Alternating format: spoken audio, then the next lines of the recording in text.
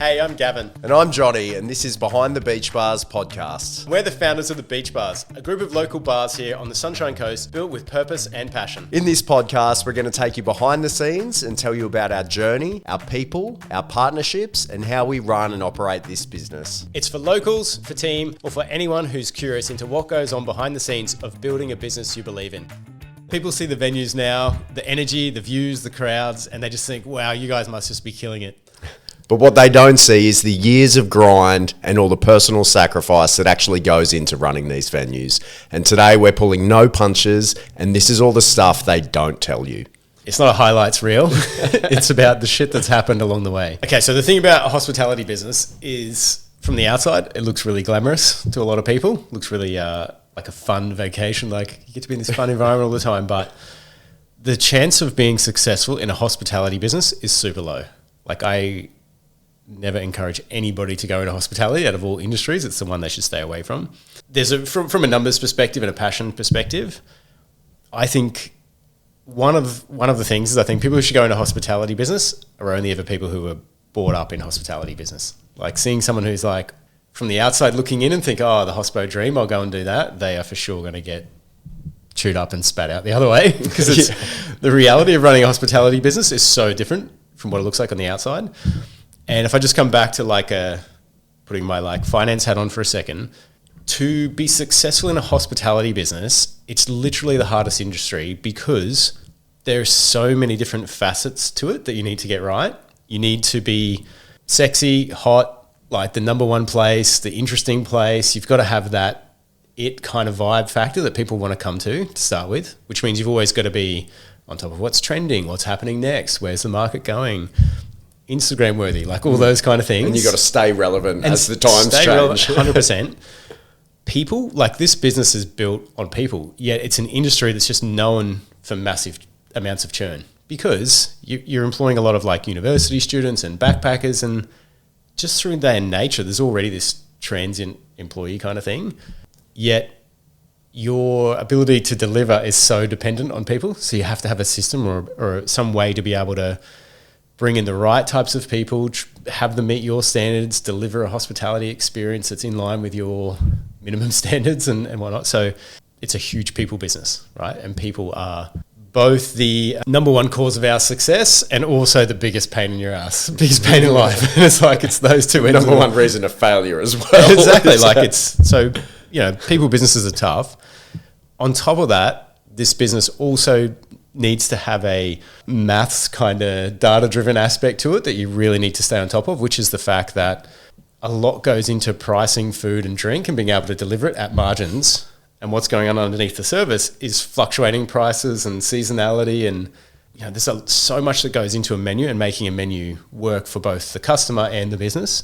And so to do that, you need to have a very data, analytical, numbers-based kind of business going on.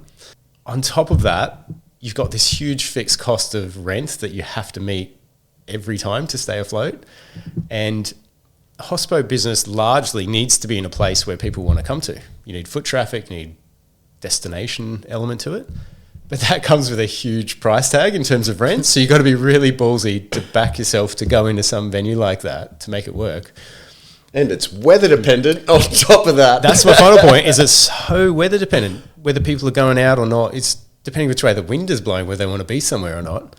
And so it's like you line up all these factors, and if you're winning in every one of these factors, you then get to make the smallest margin out of any business out there. Yeah. Like all other industries have way better margins. It's the smallest margin business, and it's the smallest margin business when you get everything else right. Yeah. So the chance of getting one or any of those wrong and not seeing any kind of reward for your efforts is really, really high. So very pessimistic, but that's like the honest truth of like what it's like to run a hospitality business. I can't remember who told me, but they said you could get all of the things right, every single thing you need to get right, you could be doing, and it could still punch you in the face. Yeah.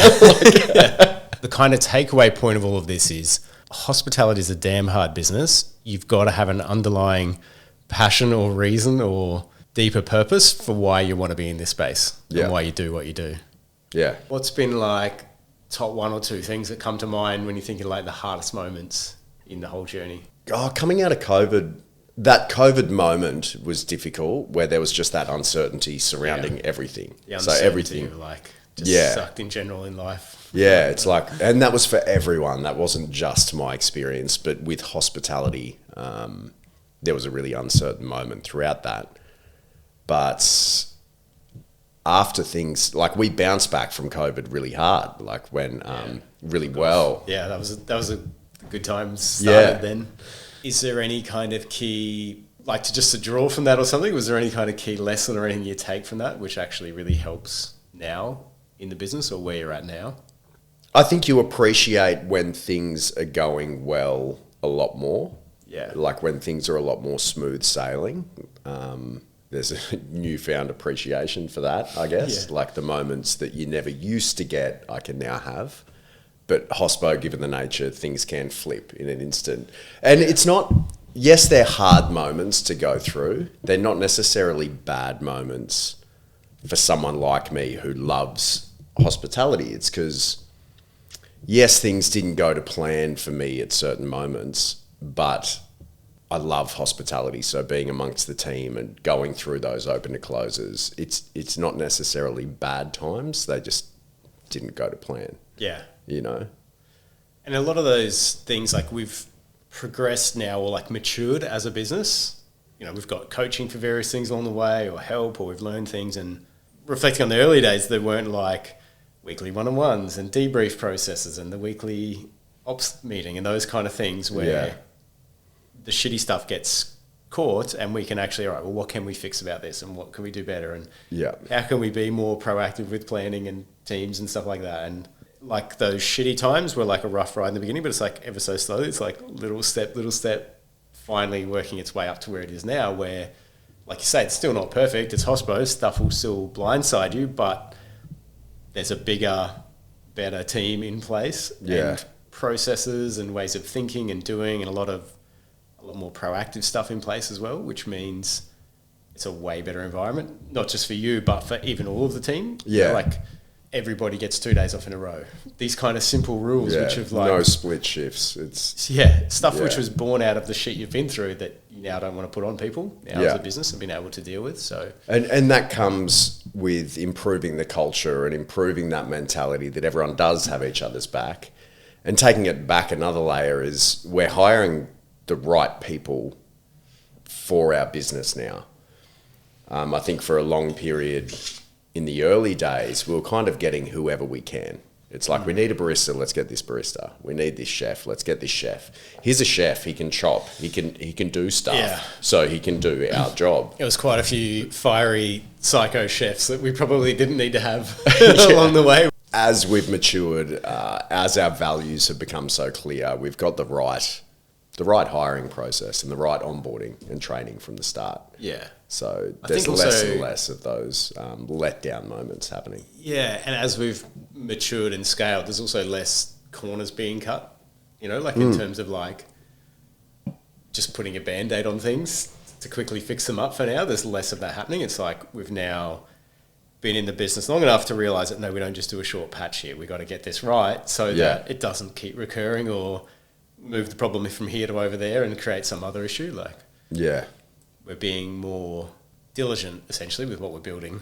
Yeah. So what keeps you going?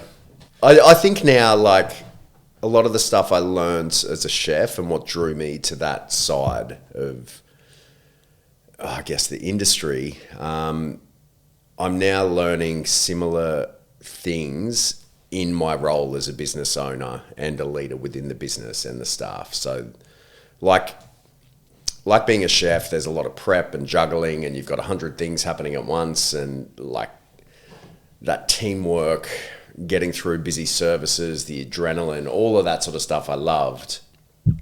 I'm now kind of seeing it in a different light. Like what you were mentioning earlier, there's so many moving parts to getting it right to make a business work. Yeah. And now I'm seeing that from a different lens, and I'm driven to make it work. You know, like that's what keeps me going. It's like, we got Coolum open this year, and now we're sort of just sitting back and trying to dial in the 3 venues before we look at what the next opportunity could be. Because I want to move the needle to the point where we're not a 10% net profit or less like so many hospo venues are. Like I want to get to 15 and I think it's achievable. Yeah. If we can get to 15, why can't we take it to 20? Yeah, absolutely. Yeah, I'm driven and motivated by that aspect. And I just want to build a business we're still proud of and the staff are proud of. Yeah. Our customers are proud of, like driven by that. Like that's definitely like if you like we're zooming on some of the shitty bits, but if you zoom back and look at that 8-year timeline, it's so funny for me just to compare the first 6 months of owning that place and hearing someone message me, I'm on the Sunshine Coast, where's your venue? I'm going to go check it out. And just being like, I'd prefer you just went next door or like, it's not good. Like, that kind of feeling of the place we stepped into and first took over. Yeah. When it was before it was even called the Beach Bar, to now where I love getting invited to like a meeting or something where someone's like, it's at this Cotton Tree Beach Bar. Like, one, I should know it, or two, if I don't, this guy wants to take me there because it's awesome. Like we had that goal of making that place where people go or recommend or want it to be or known for. And like when you get to see that anonymously in the wild, like I love that where it's just like, fuck, it's gone from there to there. Like that's wild. Yeah. But that's obviously taking out all of the shit that's happened in between. Your journey's massive in terms of going from not only being on the tools, but being on every tool and being flogged to like now trying to get yourself rostered on a shift because it's fun and you miss it. Like that's a pretty different place to be in. What's changed in your own mindset in terms of the way you turn up, run a business, the way you want it to be? I think early on in that journey, I had a lot to learn in terms of trying to let go of certain things. And that started with Glenn coming on and becoming head chef at King's. Like I needed to start letting go of the kitchen. Yeah. And then that came again with Kai coming onto the scene and, letting go of that front of house aspect, and trying to understand exactly what my role is now, like trying to work with these guys and keep them all heading in the same direction. And as well, having the quarterly meetings with you and Matt. And so we're all heading in the right direction, Yeah. But as well, I mean, Matt Hepburn said it pretty well too in the last episode where they've grown to a point where he doesn't remember everyone's name. And I've been so good at that with staff. Always. For some reason, I've always known all the staff's names. And it's... Not for some reason, but I say that. Because there was 30 of them instead of 100. And I say that if I meet someone day to day, I shake their hand and I forget their name instantly. Yeah. It's like I'm at capacity. It's not your known talent. Yeah. But with the staff, I've always been great. Now, especially with Coolum coming into the picture, there's a lot. It took me a long time to start learning a lot of those key staff's name, which I always had guilt about. What do you now know that you didn't know when you started about this industry, this business? Probably how important all the team members are in terms of executing their role and how it affects the business, because they are the salesmen. They're also the knowledge of the entire menu. They're the ones delivering the experience. Like there's a lot of really important roles. Yeah. One bad team member can wreck a whole night's experience for everybody. And so when you're trying to raise the bar so high in terms of giving 2,000, 3,000 customers a week a great experience, you can't rely on 15, 16-year-olds to do that because they're not equipped to do that. Yeah. And I think hospitality is changing that way. Like we're trying to get career hospitality team members, whereas I think coming out of the 90s, 2000s, hospo cafes, there was a lot of 15, 16, 17-year-olds in on the weekend running it. It was probably just led by the franchise kind of perspective, but it's like how you make money. Just get the super junior kids and give them some robot role that they don't know they don't have to talk to somebody and they just flip burgers or fries for whatever at 14 years old. Yeah, and now like I think we are at that level of executing really well that you can get the odd epic junior for sure. But it has to be backed by a really good, solid base. If you could go back to Johnny 5 years ago, what would you tell him? probably back the brand we built harder in terms of growth. And I think there was an element of that, the struggles we had with Kings Beach, building that. It wasn't necessarily going to happen every time. Cotton Tree wasn't going to be that big, slow growth struggle we had at the start. Like, that opened with a bang, and then Coolum opened with a bang. Like, probably, be a little bit more confident with what we've built. Yeah. But hindsight's a bitch, because you kind of make the decisions based off everything you know at that time. The game changed the moment we opened Cotton Tree, because scale in this business makes such a difference in terms of team, suppliers talking to you more, giving you better deals, like all this kind of stuff. The game changed as we started to scale. Yeah. And having that venue, it just felt really short-sighted. Like, it was like, how are we going to make it through the winter? How are we going to make it to the next school holidays where we'll get the bump? And we were just living like so short-term. And then that leveraging from 1 to 2 was just such a fundamental step shift for the whole business. So I'm chiming in on what would I go back and tell myself, but it was just something along the lines of like, it does make it does change, it does get easier. You're not going to be in that same season forever. Yeah. You just had to get you past that point. And I guess I'm not saying to every hospitality operator out there the answer is more venues, because it's not. Definitely not. It's that was our path, and I think once we got the model that we have now, we wanted that growth. Yeah. Because we're proud of building that coast-focused local brand. Yeah. And that brand held a space in a few locations on the coast, and we could see that. Yeah. But we could have comfortably sat back, and I could have stayed on the tools at Kings and probably earned some reasonable money doing that. Like, one venue does work too. Yeah. But in terms of building something the Sunny Coast is proud of, that started fitting into numerous locations on the coast. I don't think we do it for the money anymore. It's more for the meaning. It means something so much more, building something we're proud of. Yeah. It's, to me, I think you kind of just said it, like, it's been a ride. It definitely hasn't all been pretty. There's definitely been a lot more shittier times than good times. But it's now, the baby is growing into what we actually wanted it to be. And now, like, we're actually full of pride in terms of, like, what we've created, why it exists, who it serves, how it serves them, what it reflects in terms of the local people, culture, products, services that we've got out here on the coast, and that we get to showcase those. And it's definitely that thing that, it's gone from being like fucking embarrassed to like, damn, I'm so proud of this thing, Leo. And it's like, it's only just getting started in terms of that journey, which is really exciting. And I think underlying it all as well is our attitudes did matter, and you can see it now. I think it was hard to see 8 years ago, but the fact that we do care from every layer of the business.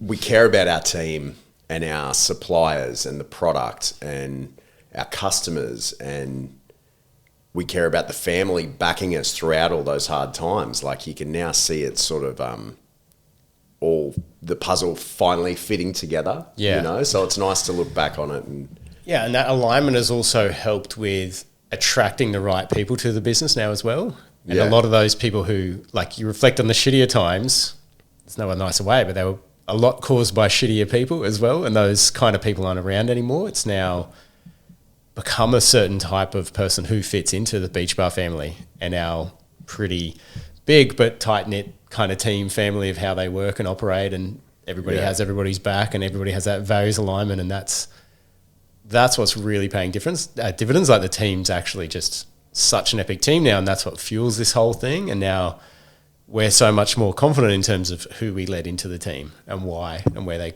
will fit in and what purpose they will play and how it's going to work for them as well. Yeah. Totally different than where we used to be.